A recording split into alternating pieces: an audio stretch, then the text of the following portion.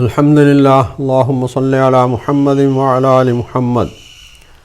പ്രിയ സുഹൃത്തുക്കളെ,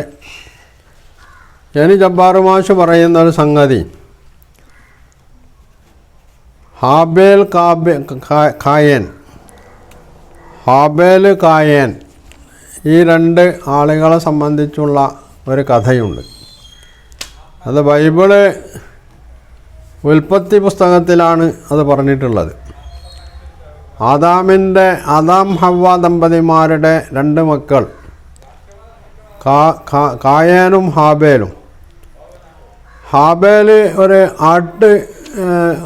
ആട്ടിടയനായിരുന്നു. ആടുകളെ വളർത്തുക എന്നുള്ളതാണ് അദ്ദേഹത്തിൻ്റെ ജീവിത മാർഗമായിട്ട് അദ്ദേഹം സ്വീകരിച്ചത്. കായേൻ കർഷകനായിരുന്നു. കായേനും ഹാബേലും ദൈവത്തിൻ്റെ മുമ്പിൽ ബലി അർപ്പിച്ചു. കായേൻ നൽകിയ ബലി ഒരു നല്ല കറ്റയാണ്, അല്ലെങ്കിൽ ഒരു കൃഷി കിട്ടിയിട്ടുള്ള ഒരു വിഭവമാണ്.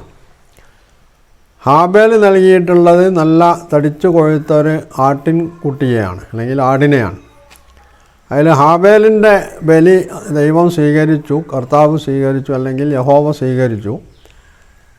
കായേൻ്റെ സ്വീകരിച്ചില്ല. ഇത് കായേനിന് ഹാബേലിനോട് വിരോധത്തിന് കാരണമാവുകയും അങ്ങനെ കായേൻ ഹാബേലിനെ ഒരു ദിവസം കൃഷിസ്ഥലത്തേക്ക് എന്ന് പറഞ്ഞ് കൂട്ടിക്കൊണ്ടുപോയി അവിടെ വെച്ച് അദ്ദേഹത്തെ കൊലപ്പെടുത്തുകയും ചെയ്തു. കൊലപ്പെടുത്തിയതിന് ശേഷം യഹോവ ദൈവം കർത്താവ് കായേൻ്റെ മുമ്പിൽ പ്രത്യക്ഷപ്പെട്ടിട്ട് ചോദിച്ചു, ഹാബേൽ എവിടെ പോയി? അതിന് കായേന് ദൈവത്തോട് കയർക്കുന്നുണ്ട്, എന്താ എനിക്ക് ഹാബേലിനെ നോക്കി നടക്കണ പണിയാണോ? അപ്പോൾ ദൈവം കായേനോട് പറഞ്ഞു, നീ ഹാബേലിനെ കൊന്നു, അനീതിപരമായി അക്രമമായി കൊല്ലാണ് ചെയ്തിട്ടുള്ളത്. അതിനാൽ നീ ജനങ്ങളുടെ മുമ്പിൽ ശപിക്കപ്പെട്ടവനായി മാറിയിരിക്കുന്നു. ഇതാണ് കഥ. വിശുദ്ധ ഖുർആൻ ഈ സംഭവത്തെ ഇതാണ് എന്ന് നേർക്ക് പറയാനൊന്നും പറ്റൂല. മുഫസ്സിറുകൾ, ഖുർആൻ വ്യാഖ്യാതാക്കൾ ഈ സംഭവത്തെയാണ് ഖുർആൻ അതിലൂടെ സൂചിപ്പിക്കുന്നത് എന്ന് പറയുന്നു എന്നുള്ളത് മാത്രമാണ്. അത് ഖുർആനിലെവിടെയും ഇത് ഈ പറഞ്ഞ ബൈബിളിൽ പറഞ്ഞ ഹാബേൽ കാബേലാണെന്ന് പറഞ്ഞിട്ടില്ല. അവിടെ ഖുർആൻ പറയുന്നത് വത്ലു അലൈഹിം നബഅ ബിനൈ ആദമ, ആദമിൻ്റെ രണ്ട് മക്കൾ, അവരുടെ വൃത്താന്തം നീ അവർക്ക് ഓതി കേൾപ്പിക്കുക. വത്ലു അലൈഹിം നബഅ ബിനൈ ആദം, ഇത് കറബ ഖുർബാനൻ, അവർ ബലി അർപ്പിച്ചു. അപ്പോൾ തുഖുബ്ബില മിൻ അഹദിഹിമാ വലം യുതഖബ്ബൽ മിനൽ ആഖർ, ഒരാളിൽ നിന്ന് അത് സ്വീകരിക്കുകയും മറ്റേ ആളിൽ നിന്ന് അത് നിരാകരിക്കപ്പെടുകയും ചെയ്തു എന്നുള്ളതാണ്. ഇത് ഈ പ്രയോഗത്തിൻ്റെ പ്രയോഗത്തിൽ നിന്ന് വേണമെങ്കിൽ ബൈബിൾ പറഞ്ഞ ഈ ഹാബേൽ കാബേലിൻ്റെ സംഭവമാണ് എന്ന് പറയാം. ഇവിടെ ആദം എന്ന് പറയുമ്പോൾ ബനു ആദം എന്ന് പറയുന്നത് ഖുർആന് യാ ബനി ആദം എന്ന് ഖുർആന് 5 സ്ഥലത്ത് സംബോധന ചെയ്യുന്നുണ്ട്. ഇവിടെ വത്ലു അലൈഹിം നബഅ ബിനൈ ആദം, ആദമിൻ്റെ രണ്ട് മക്കളുടെ കാര്യമാണ് ഇവിടെ പറഞ്ഞത്. അത് വച്ചിട്ട് ആദം അലൈഹി ഇസ്ലാമിൻ്റെ മക്കൾ തന്നെയായിരുന്നു, നേർക്കുനേരുള്ള മക്കൾ തന്നെയായിരുന്നു ഇത് എന്ന് പറയുന്നത് ഈ വാക്കിൻ്റെ പിൻബലത്തിൽ സാധ്യമൊന്നുമല്ല. കാരണം എന്താണ്? ബനു ആദം എന്ന പ്രയോഗം അറബി ഭാഷയിൽ മനുഷ്യർ എന്നുള്ള ആൾക്ക് പ്രയോഗിക്കാറുണ്ട്. വിശുദ്ധ ഖുർആന് ബനു ആദം എന്നത് 5 സ്ഥലത്ത് ഈ രീതിയിൽ സംബോധനാ രൂപത്തിൽ തന്നെ പറഞ്ഞിട്ടുണ്ട്. യാ ബനി ആദം, ആദം സന്തതികളെ. അവിടെ ആദം സന്തതികളെ എന്ന് പറയുമ്പോൾ ആദം അലൈഹിസ്സലാമിൻ്റെ നേർക്കുനേരുള്ള മക്കൾ എന്ന അർത്ഥത്തിലല്ല, അദ്ദേഹത്തിൻ്റെ സന്താന പരമ്പരയാണ് മനുഷ്യകുലം മൊത്തത്തിൽ. അപ്പോൾ മനുഷ്യരെ എന്നുള്ള അർത്ഥത്തിലാണ് അവിടെ ഒക്കെ യാ ബനി ആദം എന്ന് വിളിച്ചിട്ടുള്ളത്. ഇനി ഇത് ആദം അലൈഹിസ്സലാമിൻ്റെ ഈ പറഞ്ഞ ബൈബിള് പറഞ്ഞ രണ്ടാളുകളാണെന്ന് തന്നെ വെക്കുക. എന്നിട്ട് ജബ്ബാർ എന്താ അതിനെപ്പറ്റി പറയണത്?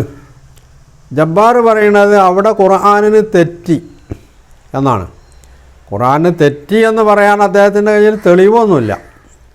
അദ്ദേഹം തെളിവ് പറയുന്നത് ബൈബിളിൽ ഇവിടെ ഖുർആനിൽ ഈ കൊന്ന കൊല്ലപ്പെട്ട ആളെ മറവ് ചെയ്യുന്നത് ഒരു കാക്ക മറ്റൊരു കാക്കയെ കൊണ്ടുവന്നിട്ട് മണ്ണ് മാന്തിയിട്ട് കുഴിച്ചിടുന്നത് കണ്ടപ്പോൾ അതിൽ നിന്ന് അദ്ദേഹം മനസ്സിലാക്കി എങ്ങനെയാണ് ഒരു ശവം മറവ് ചെയ്യേണ്ടതെന്ന് മനസ്സിലാക്കി എന്നാണ്. അത് പറഞ്ഞാൽ കൊന്ന ആളാണ് കൊല്ലപ്പെട്ട ആളെ മറവ് ചെയ്തിട്ടുള്ളതെന്നാണ് ഖുർആൻ പറഞ്ഞത്. പക്ഷേ ബൈബിളിൽ നിന്ന് ഇത് മുഹമ്മദ് ഇത് പകർത്തി എഴുതിയപ്പോൾ മുഹമ്മദ് അവിടെ കൃത്രിമം കാണിച്ചു.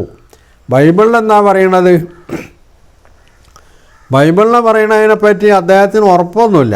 അറിയാം നമ്മളെ ജബ്ബാർ മാഷ് പറയണത് ഇത് ബൈബിളിൽ നിന്ന് എടുത്തിട്ടുള്ളതാണ്. ബൈബിളിൽ യഥാർത്ഥത്തിൽ കൊന്ന ആൾ സഹോദരനല്ല, കൊല്ലപ്പെട്ട സഹോദരൻ്റെ ശവം അടക്കുന്നത് അത് പിതാവായിട്ടുള്ള ആദമാണെന്നാണ് ഞാൻ മനസ്സിലാക്കുന്നത്. എൻ്റെ ഓർമ്മ അങ്ങനെയാണ്. തെറ്റുണ്ടെങ്കിൽ തിരുത്താൻ തയ്യാറാണ്. അപ്പോൾ അദ്ദേഹം ഖുർആനതിലൊരു സംഗതി പറയുമ്പോൾ വേറൊരു ഗ്രന്ഥത്തിൽ അതുണ്ട് എന്ന് പറയുമ്പോൾ കമ്മട്ടത്തിൽ അങ്ങ് പറയലാണോ? എന്താണ് അദ്ദേഹത്തിന് ഇത് ബൈബിളിൽ ഇങ്ങനെ തന്നെ പറഞ്ഞിട്ടുണ്ടോ ഇല്ലേ എന്ന് പരിശോധിച്ചുകൊണ്ട് വേണ്ടേ അത് പറയാൻ?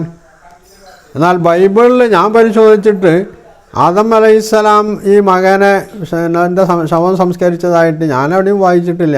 പിന്നെ ഈ അദ്ദേഹത്തിൻ്റെ പ്രസംഗം കിട്ടിയപ്പോൾ കേട്ടപ്പോൾ തന്നെ പരിശോധിച്ച് നോക്കി. ഇനി എവിടെയെങ്കിലും ഉണ്ടെങ്കിൽ അദ്ദേഹമാണ് പറയേണ്ടത്. എൻ്റെ ദൃഷ്ടിപ്പെട്ടിട്ടില്ല എന്ന് ഞാൻ പറയുള്ളൂ. എവിടെയോ പറഞ്ഞിട്ടുണ്ടാവുമെന്ന് എനിക്കറിയില്ല. ഉൽപ്പത്തി പുസ്തകത്തിൽ ഈ സംഭവം പറഞ്ഞതിൻ്റെ തൊട്ടടുത്തും മുമ്പും പിമ്പുമൊക്കെ ഞാൻ നോക്കിയിട്ട് മുമ്പ് ഏതായാലും ഉണ്ടാവില്ല. കൊലപാതകം നടത്തിയിട്ടാണല്ലോ പിന്നെ കൊല്ലപ്പെട്ട ആളെ മറവ് ചെയ്യേണ്ടത്. അതുമായിട്ട് ബന്ധപ്പെട്ട് അവിടെ ഈ മറവ് ചെയ്ത പരാമർശം പോലും അവിടെ ഞാൻ എൻ്റെ ദൃഷ്ടിപ്പെട്ടിട്ടില്ല. അപ്പോൾ അദ്ദേഹം കമ്മട്ടത്തിന് പറയാണ് മുഹമ്മദ് പകർത്തിയപ്പോൾ അദ്ദേഹത്തിന് തെറ്റിപ്പോയി, ബൈബിൾ ഇങ്ങനെയാണ് പറയുന്നത്, എന്നിട്ട് അങ്ങനെയാണ് എൻ്റെ ഓർമ്മ, അത് തെറ്റാണെങ്കിൽ ഞാൻ തിരുത്താൻ തയ്യാറാണ് എന്നുള്ള ഒരു ഉദാര മനസ്സുകൂടി അദ്ദേഹം പ്രകടിപ്പിക്കേണ്ടത്. ഏതായിരുന്നാലും നല്ല കാര്യമാണ്. കാരണം തെറ്റ് തിരുത്താനുള്ളതാണല്ലോ വേണ്ടത്.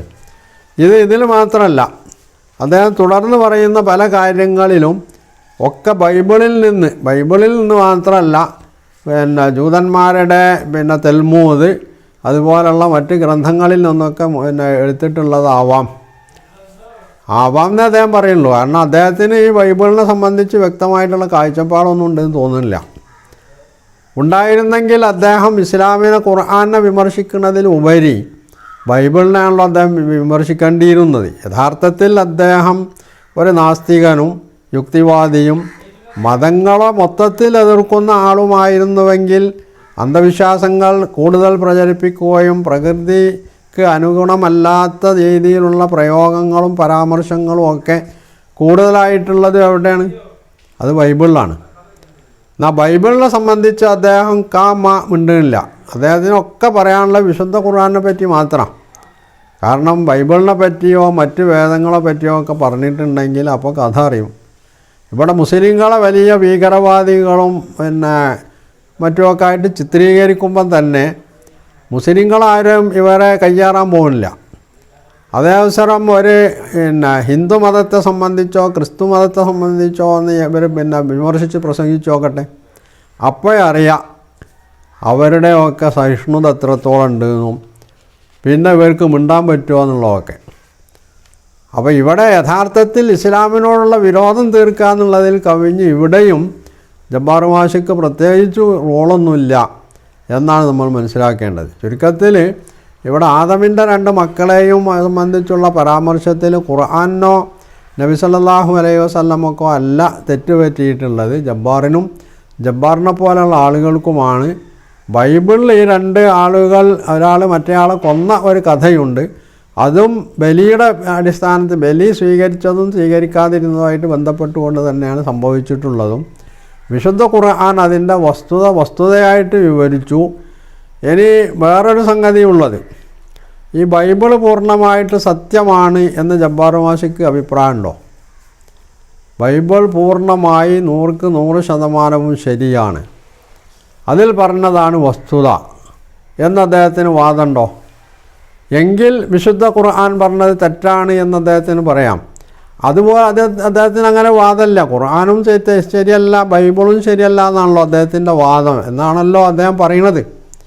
അങ്ങനെയാണെങ്കിൽ ഏകപക്ഷീയമായിട്ടുള്ള ഈ ഒരു തീരുമാനം എങ്ങനെയാണ് അദ്ദേഹം പ്രഖ്യാപിക്കുക? ഖുർആൻ പറഞ്ഞത് തെറ്റി, ബൈബിള് പറഞ്ഞതാണ് ശരി, അല്ലെങ്കിൽ ബൈബിളിൽ നിന്ന് കടമെടുത്തുകൊണ്ട് മുഹമ്മദ് ഇത് എഴുതിയപ്പോൾ മുഹമ്മദിന് തെറ്റി എന്ന് എന്ത് യുക്തിയുടെ അല്ലെങ്കിൽ എന്ത് പ്രമാണത്തിൻ്റെ അടിസ്ഥാനത്തിലാണ് ജബ്ബാറിനെ പോലുള്ള ആളുകൾ പറയുന്നതെന്ന് അവരാണ് വ്യക്തമാക്കേണ്ടത്.